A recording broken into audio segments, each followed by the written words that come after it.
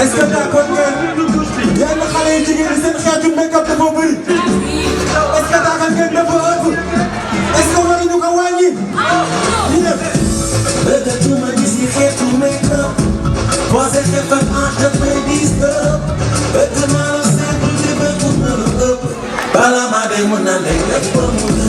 te ba topp ko la ba ca àll ba karamu nit bu dee ko si du dakk naturel pose ongle tatouage petit admiré ci bi yi nga di la def cheveux bi rek a naturel sorry wayoy fu ma jëm wayoy fu ma jëm xale bi moom neex na ma wanu ma bon bi ba ma koy dox